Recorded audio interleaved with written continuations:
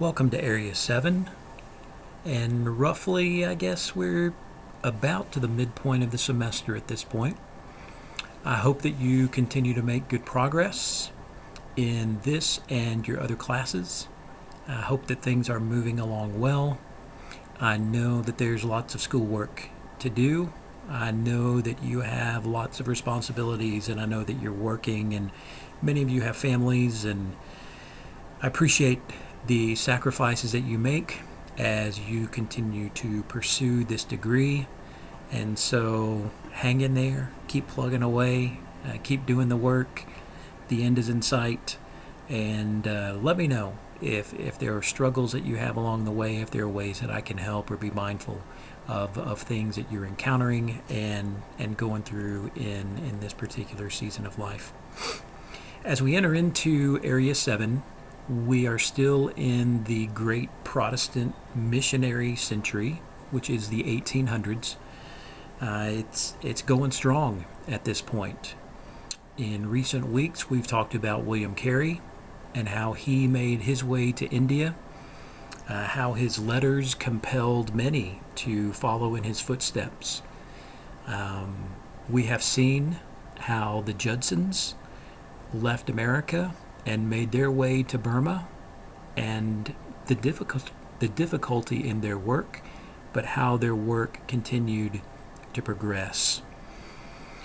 If the Careys and the Judsons are the first generation of people who responded to the call of God and headed overseas, some of the great pioneers who went to Africa, who we will read about this week, and China, who we'll read about for next week, sort of make up the second generation of Protestant missionaries. And so this week we're focusing specifically on Africa, and for the most part our focus will be on the Moffats and on David Livingstone. And then we'll turn our attention to China and Hudson Taylor and some other work that was going on there next week. As we think about this time period, I think it's important to remember that it is sometimes difficult during this time period, the 1800s, to separate the work of the church and the work of the state. European colonization efforts had been occurring since Columbus sailed the ocean blue in 1492, if not before. Europeans, as you know from your history classes, had scrambled for a foothold in the Americas. They had looked to get to the Far East as quickly as trade routes were established, and they were looking to get into Africa as well. As European countries established colonies in the new lands, they often came with an attitude of cultural superiority, believing that the white Europeans were conquering backward and uncivilized people in need of Europeans and European civilization and European religions. And indeed, part of what they thought people needed most was Christianity. But as we have seen previously when we looked at the efforts of the early Catholic Church and some of their early missionary efforts, it was often a type of Christianity that was meant to pacify and subjugate the inhabitants of the land. And certainly there are some Protestant missionaries who are guilty of that sort of bias as well, but certainly not all of them were, as we will see. Thus, it was a delicate dance for the missionaries who came, for example, to Africa. Missionaries were products of their countries, of their birth. They were shaped by the times in which they lived. We should not expect otherwise. White European missionaries often carried the cultural and racial stereotypes of their time period.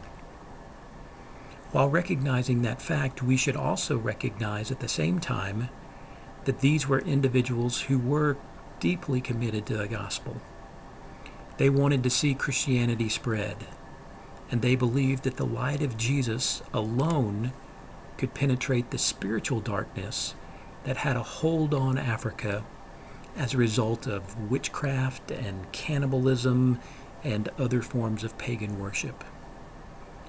And it was certainly the case through the 1800s that Africa was a white man's graveyard.